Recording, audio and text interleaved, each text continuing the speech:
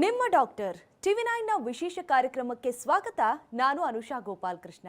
ಒತ್ತಡದ ಜೀವನ, ಬದಲಾಗುತ್ತಿರುವ ಜೀವನ ಶೈಲಿ, ಜನರಿಗೆ ನೂರಾರು ಆರೋಗ್ಯ ಸಮಸ್ಯೆ, ಯಾವ ಸಮಸ್ಯೆಗೆ ಯಾವ ಚಿಕಿತ್ಸೆ ಅನ್ನೋದೇ ದೊಡ್ಡ ಚಿಂತೆ. ಇಂತಹ ಸಮಸ್ಯೆ ಇರೋರ್ಗೆ ಒಂದೇ ವೇದಿಕೆಯಲ್ಲಿ ಸಿಗುತ್ತೆ ಉತ್ತರ. ಇದೇ ಟಿವಿ9ನ ವಿಶೇಷ ಕಾರ್ಯಕ್ರಮ ನಿಮ್ಮ ಡಾಕ್ಟರ್.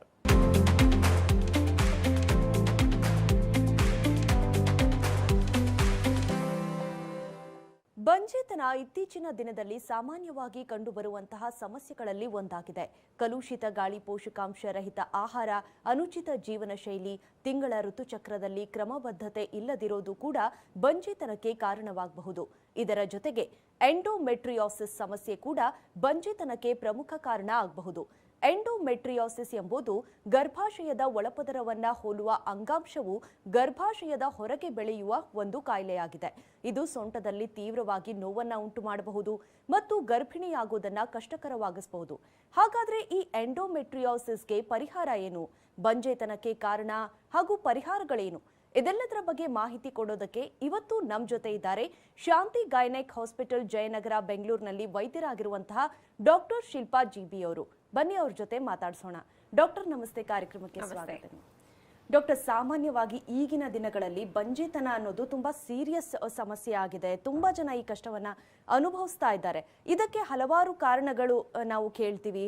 ಒಂದ್ ಕಡೆ ಲೈಫ್ ಸ್ಟೈಲ್ ಒಂದ್ ಕಡೆ ಆದ್ರೆ ಈ ಎಂಡೋಮೆಟ್ರಿಯೋಸಿಸ್ ಅನ್ನುವಂತಹ ಕಂಡೀಷನ್ ಏನಿದೆ ಇದು ಕೂಡ ಪ್ರಮುಖ ಕಾರಣವಾಗಬಹುದಾ ಡಾಕ್ಟರ್? ಈ ಕಂಡೀಷನ್ ಏನು ಅಂತ ನೀವು ಎಕ್ಸ್ಪ್ಲೈನ್ ಮಾಡೋದಾದ್ರೆ? ಸೊ ಎಂಡೋಮೆಟ್ರಿಯೋಸಿಸ್ ಅನ್ನೋದು ಇತ್ತೀಚಿನ ದಿನಗಳಲ್ಲಿ ನಾವು ಹೊಸದಾಗಿ ನೋಡ್ತಾ ಇರೋಂಥ ಕಾಯಿಲೆ. ಬಟ್ ಇದನ್ನು ಎಷ್ಟು ಸತಿ ಇವಾಗೆಲ್ಲ ಕಡೆ ಹೈಲೈಟ್ ಮಾಡಿರ್ತಾರೆ ಅಂತ ಹೇಳಿದ್ರೆ, ಎಷ್ಟೋ ಜನಕ್ಕೆ ಇದನ್ನು ನಾವು ಕಲಿಯುವಾಗ, ಅಂದರೆ 20 ವರ್ಷದ ಕೆಳಗಡೆ ನಾವು ಓದುವಾಗ ಈ ಎಂಡೋಮೆಟ್ರಿಯೋಸಿಸ್ ಅನ್ನೋದು ನಾವು ವರ್ಷಕ್ಕೆ ಒಂದು ಕೇಸ್ನ ನಾವು ನೋಡ್ತಾ ಇದ್ವಿ. ಇವಾಗ ನಮ್ಮ OPDನಲ್ಲಿ ಆಲ್ಮೋಸ್ಟ್ ದಿನಕ್ಕೆ ಏನಿಲ್ಲ ಅಂದರೂ ಒಂದು 4-5 ಕೇಸ್ನ ನಾವು ನೋಡ್ತೀವಿ ಎಂಡೋಮೆಟ್ರಿಯೋಸಿಸ್ ಅನ್ನೋದು.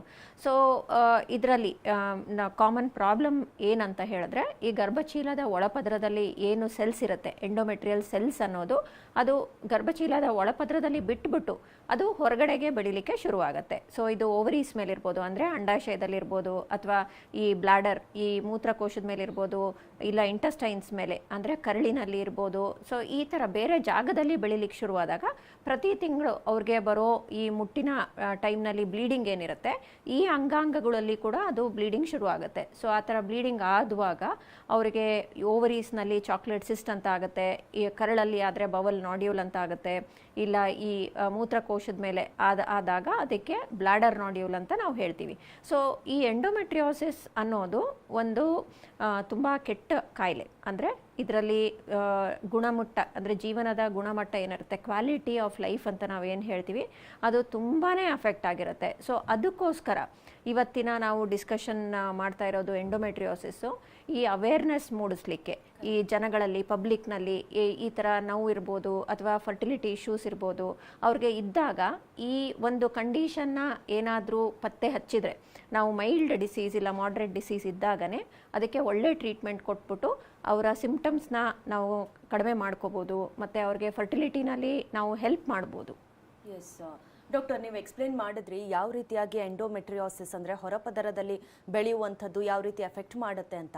ಈ ಒಂದು ಕಂಡೀಷನ್ಗೆ ಕಾರಣ ಏನಾದರೂ ಇದೆಯಾ ಡಾಕ್ಟರ್, ಈ ಕಾಯಿಲೆ ಕಾಣಿಸ್ಕೊಳ್ಳೋದಕ್ಕೆ? ಅಂದರೆ ಜೆನೆಟಿಕ್ ಆಗಿ ಬರುತ್ತಾ ಅಥವಾ ಯಾವ ರೀತಿಯಾಗಿ? ಸೊ ಈವನ್ ಇವಾಗ ಇಷ್ಟು ಸೈನ್ಸ್ ಅಡ್ವಾನ್ಸ್ಮೆಂಟ್ ಆಗಿದ್ರೂ ಕೂಡ ಸೊ ಈ ಎಂಡೋಮೆಟ್ರಿಯೋಸಿಸ್ ಕಾಯಿಲೆಗೆ ಇಲ್ಲಿವರೆಗೂ ಕಾರಣ ಕಂಡುಹಿಡಿಲಿಕ್ಕೆ ಆಗಿಲ್ಲ. ಸೊ ಈ ಕಾರಣ ಕಂಡುಹಿಡಿಯೋಕ್ಕೆ ಆಗದೆ ಇದ್ದಾಗ ನಮಗೆ ಟ್ರೀಟ್ಮೆಂಟ್ ಕೊಡುವಂಥದ್ದು ಅಥವಾ ಪ್ರಿವೆಂಟ್ ಮಾಡಲಿಕ್ಕೆ, ಅದನ್ನು ತಡೆಗಟ್ಟಲಿಕ್ಕೆ ನಮ್ಮಲ್ಲಿ ಯಾವುದು ಸೊಲ್ಯೂಷನ್ಸ್ ಸದ್ಯಕ್ಕೆ ನಮ್ಮಲ್ಲಿ ಇಲ್ಲ. ಸೊ ಹಾಗಾಗಿ ನಾವು ಇದನ್ನು ಸಸ್ಪೆಕ್ಟ್ ಮಾಡಿದಾಗ, ಅಂದರೆ ನಾವು ಈ ಥರ ಕಾಯಿಲೆ ಇಂಥ ಪೇಷಂಟ್ಗೆ ಇರ್ಬೋದು ಅಂತ ಹೇಳಿದಾಗ, ನಾವು ಆದಷ್ಟು ಅವ್ರಿಗೆ ಮೈಲ್ಡ್ ಡಿಸೀಸ್ನಲ್ಲಿನೇ ನಾವು ಟ್ರೀಟ್ಮೆಂಟ್ ಕೊಟ್ಬಿಟ್ಟು ಅದನ್ನು ಸರಿಪಡಿಸ್ಲಿಕ್ಕೆ ಪ್ರಯತ್ನ ಮಾಡ್ತೀವಿ. ಓಕೆ ಡಾಕ್ಟರ್, ಇನ್ನು ಈ ಎಂಡೋಮೆಟ್ರಿಯೋಸಿಸ್ ಕಂಡೀಷನ್ನು ಅಂದರೆ ಒಂದು ಹೆಣ್ಣಿನ ಪ್ರೆಗ್ನೆನ್ಸಿ ಆಗುವಂಥ ಚಾನ್ಸಸ್ ಏನಿರುತ್ತೆ, ಫರ್ಟಿಲಿಟಿ ಮೇಲೆ ಡೈರೆಕ್ಟ್ ಆಗಿ ಎಫೆಕ್ಟ್ ಮಾಡುತ್ತಾ? ಮತ್ತು ಅದರ ಪರಿಣಾಮ ಯಾವ ಥರ ಇರುತ್ತೆ? ಅಥವಾ ಈ ಒಂದು ಕಂಡೀಷನ್ ಇರೋರು ಅವ್ರಿಗೆ ಅಂದರೆ ಮಕ್ಕಳಾಗುವಂಥ ಸಾಧ್ಯತೆ ಇರೋದೇ ಇಲ್ವಾ ಡಾಕ್ಟರ್? ಸೊ ಈ ಎಂಡೋಮೆಟ್ರಿಯೋಸಿಸ್ನಲ್ಲಿ 4 ಸ್ಟೇಜಸ್ ಇರುತ್ತೆ. ಸ್ಟೇಜ್ 1, ಸ್ಟೇಜ್ 2, ಸ್ಟೇಜ್ 3, ಸ್ಟೇಜ್ 4 ಅಂತ ಗ್ರೇಡ್ಸ್ ಇನ್ಫ್ಯಾಕ್ಟ್. ಸೊ ಗ್ರೇಡ್ 4 ಅಂದರೆ ಅದು ತುಂಬ ಸಿವಿಯರ್ ಡಿಸೀಸು. ಗ್ರೇಡ್ 1 and 2 ಅಂತ ಹೇಳಿದ್ರೆ mild to moderate disease. So ಈ ಮೈಲ್ಡ್ ಮಾಡ್ರೇಟ್ ಡಿಸೀಸ್ನಲ್ಲಿ ಸೊ ಫರ್ಟಿಲಿಟಿ ಇಶ್ಯೂಸು ಪರವಾಗಿಲ್ಲ, ಅಷ್ಟಾಗಿರಲ್ಲ, ಒಂದು 10ರಿಂದ 20% ಜನಕ್ಕೆ ಇರುತ್ತೆ. ಆದರೆ ಸಿವಿಯರ್ ಗ್ರೇಡ್ಸ್ ಇರೋದು ಅಂದರೆ ಸಿವಿಯರ್ ಡಿಸೀಸ್ ಇರೋದ್ರಲ್ಲಿ ಎಂಡೋಮೆಟ್ರಿಯೋಸಿಸಿಂದ ಆಲ್ಮೋಸ್ಟ್ 50ರಿಂದ 60% ಜನಕ್ಕೆ ಫರ್ಟಿಲಿಟಿ ಇಶ್ಯೂಸ್ ಕೂಡ ಇರುತ್ತೆ. ಸೊ ನಾವು 10 ಜನ ಸಿವಿಯರ್ ಎಂಡೋಮೆಟ್ರಿಯೋಸಿಸ್ ಇರೋರನ್ನ ನಾವು ನೋಡಿದ್ರೆ ಆಲ್ಮೋಸ್ಟ್ ಅದರಲ್ಲಿ 5-6 ಜನಕ್ಕೆ ಫರ್ಟಿಲಿಟಿ ಇಶ್ಯೂಸ್ ಇರುತ್ತೆ. ಸೊ ಇದು ಅಷ್ಟು ಕ್ಲೋಸ್ ಆಗಿ ಈ ಫಲವತ್ತತೆಗೆ ಇದು ಲಿಂಕ್ ಆಗಿರೋದ್ರಿಂದ ಇಟ್ ಬಿಕಮ್ಸ್ ತುಂಬ ಇಂಪಾರ್ಟೆಂಟ್ ನಮಗೆ ಇದನ್ನು ಈ ರಿಪ್ರೊಡಕ್ಟಿವ್ ಏಜ್ ಗ್ರೂಪ್ನಲ್ಲಿರೋ ಹೆಣ್ಮಕ್ಳಲ್ಲಿ ಇದನ್ನು ಕಂಡುಹಿಡಿಯೋದು. ಯಾಕಂದರೆ ಇದನ್ನು ಕಂಡುಹಿಡಿಯೋದೇ ತುಂಬ ಕಷ್ಟ. ಸೊ ಇದನ್ನು ಕಂಡುಹಿಡಿಯೋದಾಗಲಿ, ಅದಕ್ಕೆ ಟ್ರೀಟ್ಮೆಂಟ್ ಕೊಡೋದಾಗಲಿ, ಮತ್ತು ಇದ್ರದ್ದು ಇನ್ನೂ ಹೆಚ್ಚಿನ ಸಮಸ್ಯೆ ಏನು ಅಂದರೆ ಈ ಕಾಯಿಲೆದು ಇದು ತಿರ್ಗಾ ಬರ್ತಾ ಇರುತ್ತೆ. ಸೊ ಅದಕ್ಕಾಗಿ ನಾನು ಹೇಳಿದ್ದು ಇದು ತುಂಬ ಕೆಟ್ಟ ಕಾಯಿಲೆ ಅಂತ. ಸೊ ಯಾಕೆ ಅಂತ ಹೇಳಿದ್ರೆ, ಒಂದು ಇದನ್ನು ಡಯಾಗ್ನೋಸ್ ಮಾಡೋದು ಕಷ್ಟ, ಎರಡನೇದು ಇದು ಫರ್ಟಿಲಿಟಿನ ಅಫೆಕ್ಟ್ ಮಾಡುತ್ತೆ, ಮೂರನೇದು ಇದು ಜೀವನದ ಗುಣಮಟ್ಟವನ್ನು ಅಷ್ಟು ಸಿವಿಯರ್ ಆಗಿ ಅಫೆಕ್ಟ್ ಆಗುತ್ತೆ, ನಾಲ್ಕನೇದು ಇದು ತಿರ್ಗಾ ಬರುತ್ತೆ. ನಾವೆಂಥ ಒಳ್ಳೆ ಟ್ರೀಟ್ಮೆಂಟ್ ಕೊಟ್ಟರು, ಇವಾಗ ಅವೈಲೇಬಲ್ ಆಗಿರೋಂಥ ಟ್ರೀಟ್ಮೆಂಟ್ ಕೊಟ್ಟರು ಕೂಡ ಇದರಲ್ಲಿ ರೆಕರೆನ್ಸ್ ರೇಟ್ ಅಂತ ಏನು ನಾವು ಹೇಳ್ತೀವಿ ಅದು ಜಾಸ್ತಿ ಇರುತ್ತೆ. ಡಾಕ್ಟರ್, ಇನ್ನು ಈ ಎಂಡೋಮೆಟ್ರಿಯೋಸಿಸ್ಗೆ ಚಿಕಿತ್ಸೆ ಬಗ್ಗೆ ನೀವು ಹೇಳ್ತಾ ಇದ್ರಿ, ಯಾವ ರೀತಿಯಾಗಿ ಚಿಕಿತ್ಸೆ ಇರುತ್ತೆ, ಯಾವೆಲ್ಲ ಆಪ್ಷನ್ಸ್ ಅವೈಲೇಬಲ್ ಇದೆ, ಮತ್ತೆ ಅಂದ್ರೆ ಸಿವಿಯರ್ ಸ್ಟೇಜ್ ಕೂಡ ಇರುತ್ತೆ ಅದರಲ್ಲಿ ಅಂತ ಹೇಳಿದ್ರಿ. ಸೊ ಯಾವ ಸ್ಟೇಜಸ್ ಅಲ್ಲಿ ಯಾವ ರೀತಿಯಾಗಿ ಚಿಕಿತ್ಸೆ ಇರುತ್ತೆ ಅಂತ ಡಾಕ್ಟರ್? ಸೊ ಮೈಲ್ಡ್ ಮಾಡ್ರೇಟ್ ಡಿಸೀಸ್ನಲ್ಲಿ ನಾವು ಮಾತ್ರೆಗಳಿಂದ ಇರ್ಬೋದು, ಇಂಜೆಕ್ಷನ್ನಿಂದ ಇರ್ಬೋದು. ಸೊ ಇದನ್ನು ಸ್ವಲ್ಪ ಮಟ್ಟಿಗೆ ನಾವು ಕಂಟ್ರೋಲ್ ಮಾಡಲಿಕ್ಕೆ ಪ್ರಯತ್ನ ಮಾಡ್ಬೋದು. ಮತ್ತು ಇಂಥ ಕಂಡೀಷನ್ನಲ್ಲಿ ನಾವು ಅವ್ರಿಗೆ ಫರ್ಟಿಲಿಟಿ ಟ್ರೀಟ್ಮೆಂಟ್ ಕೂಡ ನಾವು ಅವ್ರಿಗೆ ಆಫರ್ ಮಾಡ್ಬೋದು. ಅಂದರೆ ಓವುಲೇಷನ್ ಇಂಡಕ್ಷನ್ ಇರ್ಬೋದು, ಅಥವಾ IUI ಅಂತ ಇರ್ಬೋದು, ಅಥವಾ IVF ಅಂತ ಇರ್ಬೋದು. ಸೊ ಇದೆಲ್ಲದನ್ನು ಕೂಡ ನಾವು ಅವ್ರಿಗೆ ಹೇಳ್ಬೋದು. ಬಟ್ ಗ್ರೇಡ್ 3, ಗ್ರೇಡ್ 4 ಡಿಸೀಸ್ನಲ್ಲಿ ಲ್ಯಾಪ್ರೋಸ್ಕೋಪಿಕ್ ಸರ್ಜರಿನೇ ಇದು ಮೇಯ್ನ್ ಆಗಿ ಟ್ರೀಟ್ಮೆಂಟ್ ಬರೋದು ಇದರಲ್ಲಿ. ಸೊ ಇದು ಟ್ರೀಟ್ಮೆಂಟ್ ಮಾಡಿದ್ಮೇಲೆ ಅವ್ರಿಗೆ ಬೇರೆ ಥರದ ಫರ್ಟಿಲಿಟಿ ಪ್ರೊಸೀಜರ್ಸ್ ಎಲ್ಲ ಬೇಕಾಗ್ಬೋದು. ಸೊ ಯಾಕೆ ಈ ಎಂಡೋಮೆಟ್ರಿಯೋಸಿಸ್ನಲ್ಲಿ ಫರ್ಟಿಲಿಟಿ ಪ್ರಾಬ್ಲಮ್ಸ್ ಇಷ್ಟು ಜಾಸ್ತಿ ಇರುತ್ತೆ ಅಂತ ಹೇಳಿದ್ರೆ, ಒಂದು ಇದು ಮೊಟ್ಟೆಯ ಕ್ವಾಲಿಟಿ ಇರ್ಬೋದು ಅಥವಾ ಮೊಟ್ಟೆಗಳ ಸಂಖ್ಯೆ ಇರ್ಬೋದು, ಅದನ್ನು ಕಡಿಮೆ ಮಾಡುತ್ತೆ. ಎರಡನೇದು ಇದರಿಂದ ಟ್ಯೂಬಲ್ಲಿ ಡ್ಯಾಮೇಜ್ ಆಗೋ ಚಾನ್ಸಸ್ ಇರುತ್ತೆ, ಟ್ಯೂಬ್ ಬ್ಲಾಕೇಜ್ ಆಗುತ್ತೆ, ಹಾಗಾಗಿ ನ್ಯಾಚುರಲ್ ಕನ್ಸೆಪ್ಷನ್ ಅವ್ರಿಗೆ ಕಷ್ಟ ಆಗುತ್ತೆ. ಮೂರನೇದು ಇದರಲ್ಲಿ ತುಂಬ ಇನ್ಫ್ಲಮೇಷನ್ನು ಮತ್ತು ಇದರಲ್ಲಿ ಸಿಕ್ಕಾಪಟ್ಟೆ ಪೇಯ್ನ್ ಇರುತ್ತೆ ಅವ್ರಿಗೆ. ಸೊ ಪೇಯ್ನ್ ಅನ್ನೋದು ಅವ್ರಿಗೆ ಪೀರಿಯಡ್ ಟೈಮ್ನಲ್ಲಿ ಜಾಸ್ತಿ ಇರುತ್ತೆ, ಮತ್ತು ಗಂಡ ಹೆಂಡತಿ ಸೇರುವಾಗ ಕೂಡ ಸಿಕ್ಕಾಪಟ್ಟೆ ಪೇಯ್ನ್ ಇರುತ್ತೆ. ಹಾಗಾಗಿ ಅವರು ರೆಗ್ಯುಲರ್ ಸೆಕ್ಷುವಲ್ ಆ್ಯಕ್ಟಿವಿಟಿನೇ ಮಾಡ್ತಾ ಇರಲ್ಲ, ಅಷ್ಟು ಸಿವಿಯರ್ ಪೇಯ್ನ್ ಇರುತ್ತೆ. ಹಾಗಾಗಿ ಫರ್ಟಿಲಿಟಿ ಕೂಡ ಅದರಿಂದ ಅಫೆಕ್ಟ್ ಆಗುತ್ತೆ. ಸೊ ಇದೆಲ್ಲನೂ ಕೂಡ ನಾವು ಇತ್ತೀಚಿನ ದಿನಗಳಲ್ಲಿ ತುಂಬ ಕಾಮನ್ ಆಗಿ ನಾವು ನೋಡ್ತಾ ಇರೋದು. ನಾವು ಕೆಲವೊಂದು ಸತಿ ಅನ್ಕೊಂತೀವಿ ಇದು ಲೈಫ್ ಸ್ಟೈಲಿಂದ ಇರ್ಬೋದಾ, ಈ ಕಂಟ್ಯಾಮಿನೇಟೆಡ್ ಫುಡ್ ಅಂದರೆ ಕಲಬೆರಕೆ ಆಗಿರೋಂಥ ನಾವು ಊಟ ಏನು ಈ ನಡುವೆ ತಿಂತಾ ಇದ್ದೀವಿ ಅದರಿಂದ ಇರಬಹುದಾ, ಅಥವಾ ಪೊಲ್ಯೂಷನಿಂದ ಇರ್ಬೋದಾ. ಸೊ ಇದು ಯಾವುದು ಕಾರಣ ಅಂತ ಹೇಳೋದು ಕಷ್ಟ. ಬಟ್ ಇತ್ತೀಚಿನ ದಿನಗಳಲ್ಲಿ ಇದನ್ನ ಹಾರ್ಮೋನ್ ವೇರಿಯೇಷನ್ಸ್ ಕೂಡ ಎಫೆಕ್ಟ್ ಮಾಡುತ್ತೆ ಅಂತ. ಹೌದು ಒಬಿಸಿಟಿ ಪ್ರಾಬ್ಲಮ್ಸ್, ಎಸ್ಪೆಷಲಿ ಹಾರ್ಮೋನ್ಸ್, ಅಂದರೆ ಈ ಕಾಯಿಲೆಯಲ್ಲಿ ಎಕ್ಸ್ಟ್ರಾ ಈಸ್ಟ್ರೋಜನ್ ಇರೋದನ್ನ ನಾವು ನೋಡ್ತೀವಿ, ಅಂದರೆ ಎಕ್ಸೆಸಿವ್ ಈಸ್ಟ್ರೋಜನ್ ಇರೋದನ್ನ. ಸೊ ಹಾಗಾಗಿ ಈ ಒಬಿಸಿಟಿ ಇರೋಂಥ, ಇವಾಗ ನಾವು ನೋಡಿದ ಹಾಗೆ ಎಲ್ಲರಿಗೂ ಈ ಫ್ಯಾಡ್ ಫುಡ್ಸ್ ತಿಂದು ಅಭ್ಯಾಸ ಆಗ್ಬಿಟ್ಟಿರುತ್ತೆ. ಹೊರಗಡೆ ಜಂಕ್ ಫುಡ್ ತಿನ್ನೋದಿರ್ಬೋದು, ಅಥವಾ ಅವರು ತುಂಬ ಈ ಫ್ರೂಟ್ ಜ್ಯೂಸಸ್ ಇರ್ಬೋದು, ಅಥವಾ ಈ ಆರ್ಟಿಫಿಷಿಯಲ್ ಸ್ವೀಟ್ನರ್ಸ್ ಜಾಸ್ತಿ ಯೂಸ್ ಮಾಡೋದಿರ್ಬೋದು, ಆಮೇಲೆ ಫಿಸಿಕಲ್ ಆಕ್ಟಿವಿಟಿ ಕಡಿಮೆ ಮಾಡ್ಕೊಂಡಿರೋದಿರ್ಬೋದು, ಸ್ಟ್ರೆಸ್ ಇರ್ಬೋದು, ಅವರು ಡೆಸ್ಕ್ ಜಾಬ್ ಅಂದರೆ ಎದ್ದು ಓಡಾಡೋದಕ್ಕೆ ಅವ್ರಿಗೆ ಏನೂ ಅವಕಾಶ ಇರೋದಿಲ್ಲ ಅವ್ರ ಕೆಲಸಗಳಲ್ಲಿ, ಅವರ ದಿನನಿತ್ಯ ಜೀವನ ಶೈಲಿಯಲ್ಲಿ. ಸೊ ಇದೆಲ್ಲದರಿಂದ ಕೂಡ ಈ ಹಾರ್ಮೋನಲ್ ವೇರಿಯೇಷನ್ಸಿಂದ ಕೂಡ ಈ ಎಂಡೋಮೆಟ್ರಿಯೋಸಿಸ್ ಅನ್ನೋದು ಸ್ವಲ್ಪ ಹೆಚ್ಚಿನ ಮಟ್ಟದಲ್ಲಿ ಇತ್ತೀಚಿನ ದಿನಗಳಲ್ಲಿ ಕಾಣಿಸ್ಕೊಳ್ತಾ ಇದೆ. ಡಾಕ್ಟರ್, ಇನ್ನು ಎಂಡೋಮೆಟ್ರಿಯೋಸಿಸ್ಗೆ ನೀವು ಹೇಳ್ದಂಗೆ ಸರ್ಜರಿಗೆ ಒಳಗಾದ್ರೇನೆ ಅದು ಇನ್ಫರ್ಟಿಲಿಟಿ ಸಮಸ್ಯೆಯನ್ನ ಬಗೆಹರಿಸೋದಕ್ಕೆ ಸಾಧ್ಯ ಆಗುತ್ತಾ ಅದರಿಂದ, ಅಥವಾ ಈ ಒಂದು ಸರ್ಜರಿಗೆ ಒಳಗಾಗೋದ್ರಿಂದ ಬೇರೆ ಯಾವ ರೀತಿ ಅಂದರೆ ಹೆಲ್ತ್ ಮೇಲೆ ಎಫೆಕ್ಟ್ ಆಗುತ್ತೆ ಅಂತ? ಸೊ ಈ ಸರ್ಜರಿ ಅನ್ನೋದು ನಾವು ಮಾಡಬೇಕು ಅಂತ ಹೇಳಿದ್ರೆ ಎಂಡೋಮೆಟ್ರಿಯೋಸಿಸ್ನಲ್ಲಿ ಅದು ಒಂದು ಕ್ಲಿಷ್ಟಕರವಾದ ಸರ್ಜರಿ. ಇದನ್ನು ಲ್ಯಾಪ್ರೋಸ್ಕೋಪಿ ಮೂಲಕನೇ ಮಾಡಬೇಕಾಗತ್ತೆ, ಮತ್ತು ಇದನ್ನು ಮಾಡೋದಕ್ಕೆ ತುಂಬ ಟ್ರೈನಿಂಗ್ ಬೇಕಾಗತ್ತೆ. ಆಮೇಲೆ ಈ ಕಾಯಿಲೆ ಅನ್ನೋ ಅರ್ಥ ಮಾಡಿಕೊಂಡು ಅನಾಟಮಿ, ಅಲ್ಲಿ ಯಾವ ಅಂಗಾಂಗಗಳಿಗೆ ಯಾವುದು ಅಂಟ್ಕೊಂಡಿದೆ ಮತ್ತು ಎಷ್ಟರ ಮಟ್ಟಿಗೆ ಸರ್ಜರಿ ಬೇಕಾಗತ್ತೆ, ಅದೆಲ್ಲನೂ ಕೂಡ ತುಂಬಾ ನಮಗೆ ಟ್ರೈನಿಂಗ್ ಇರಬೇಕು. ಅಂಥ ಟೈಮ್ನಲ್ಲಿ ಮಾತ್ರ ನಾವು ಇದನ್ನು ಸರ್ಜರಿನ ನಾವು ಮಾಡಲಿಕ್ಕಾಗೋದು.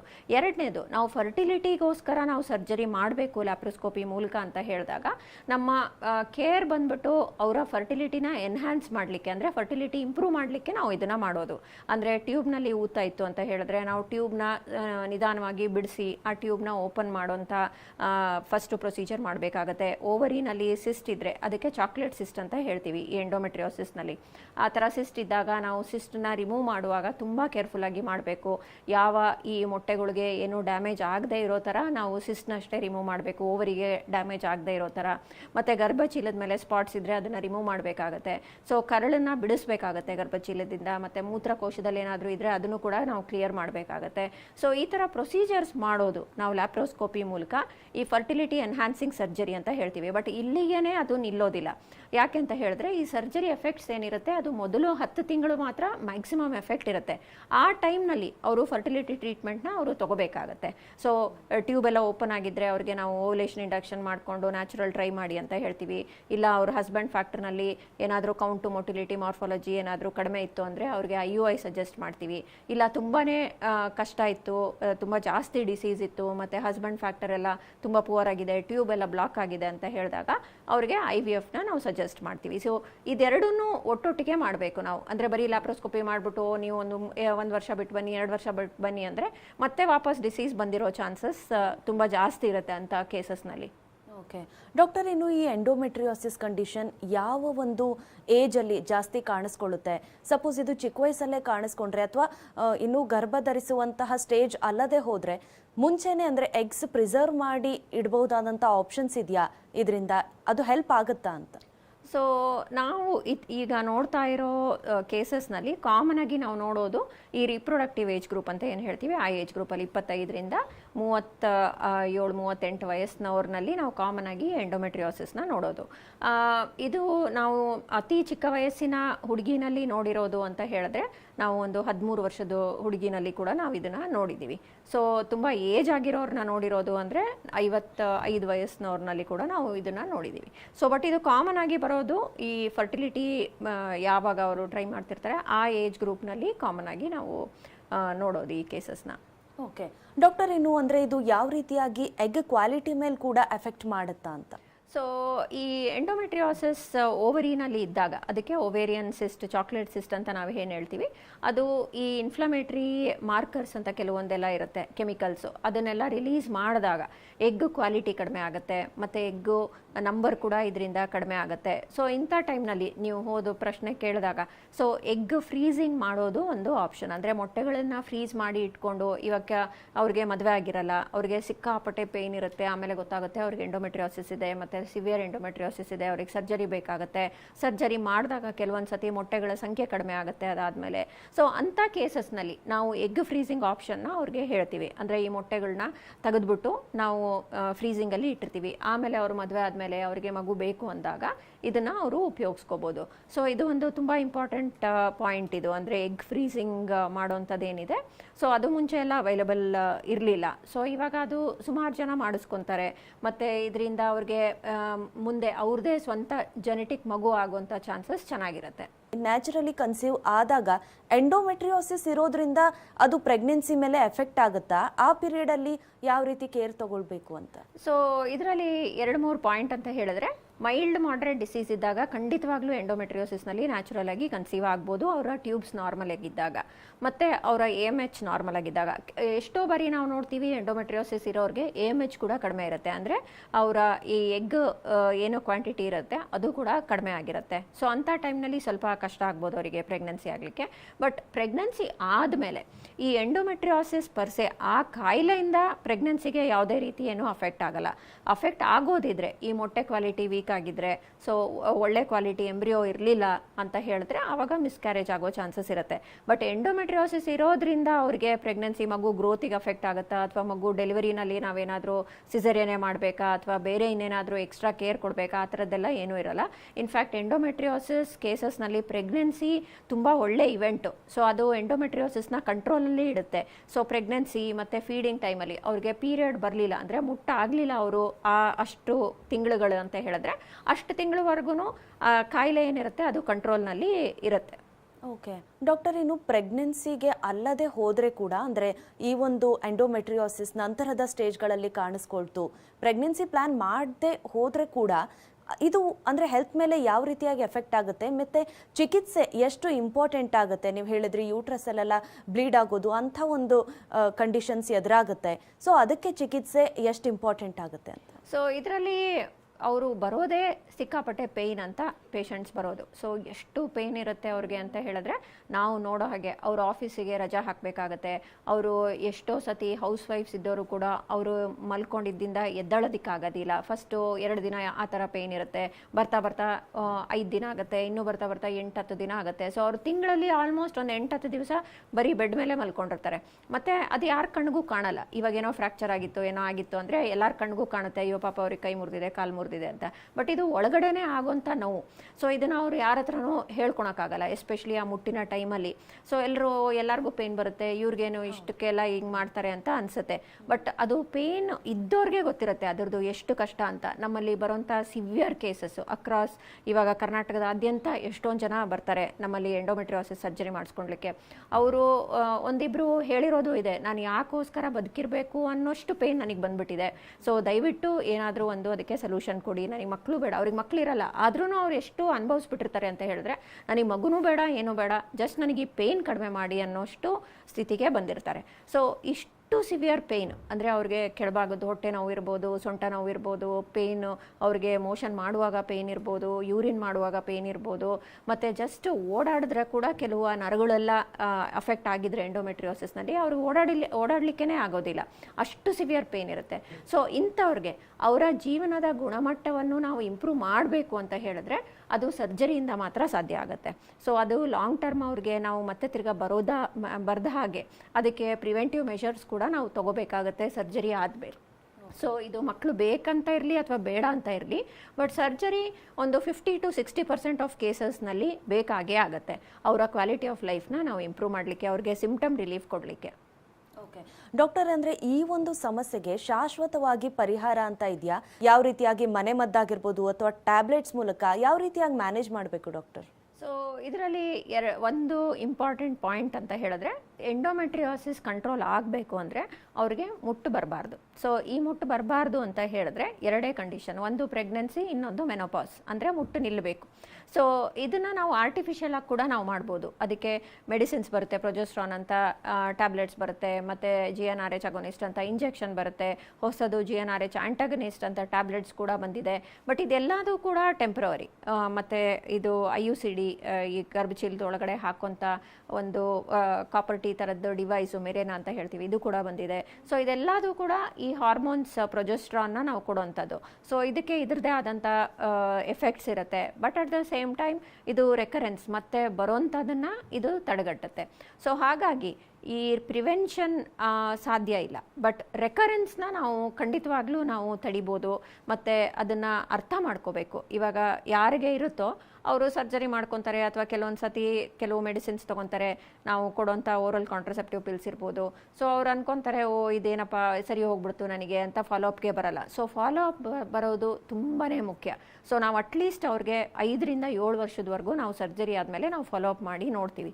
ಸೊ ನಾವು ಒಳ್ಳೆ ಸರ್ಜರಿ ಮಾಡಿದರೆ, ಲ್ಯಾಪ್ರೋಸ್ಕೋಪಿ ಮೂಲಕ ಕಂಪ್ಲೀಟ್ ಡಿಸೀಸ್ನ ನಾವು ಕ್ಲಿಯರ್ ಮಾಡಿದರೆ ರೆಕರೆನ್ಸ್ ಬರೋಂಥ ಚಾನ್ಸಸ್ಸು ಲೆಸ್ ದೆನ್ 10% ಇರುತ್ತೆ. 10%ಗಿಂತ ಕಡಿಮೆ ಜನದಲ್ಲಿ ರೆಕರೆನ್ಸ್ ಬರುತ್ತೆ. ಡಾಕ್ಟರ್, ನೀವು 2 ಕಂಡೀಷನ್ ಹೇಳಿದ್ರಿ, ಅಂದರೆ ಒಂದು ಮೆನೋಪಾಸ್ ರೀಚ್ ಆಗಬೇಕು, ಇಲ್ಲಾಂದರೆ ಪ್ರೆಗ್ನೆನ್ಸಿ ಅಂತ ಹೇಳಿದ್ರಿ. ಅಂದರೆ ಪ್ರೆಗ್ನೆಂಟ್ ಆಗೋದ್ರಿಂದ ಈ ಒಂದು ಎಂಡೋಮೆಟ್ರಿಯೋಸಿಸ್ ಕಂಡೀಷನ್ ಕ್ಯೂರ್ ಆಗುತ್ತಾ ಡಾಕ್ಟರ್? ಕ್ಯೂರ್ ಆಗಲ್ಲ, ಬಟ್ ಕಂಟ್ರೋಲಲ್ಲಿರುತ್ತೆ. ಖಂಡಿತವಾಗ್ಲೂ ಇದನ್ನು ಆ ಮೊಮೆಂಟಲ್ಲಿ ಅವ್ರಿಗೆ 3 ಸೆಂಟಿಮೀಟ್ರ್ ಸಿಸ್ಟು ಇತ್ತು ಅಂತ ಇಟ್ಕೊಳ್ಳಿ, ಪ್ರೆಗ್ನೆನ್ಸಿ ಆದಾಗ ಚಾಕ್ಲೇಟ್ ಸಿಸ್ಟು.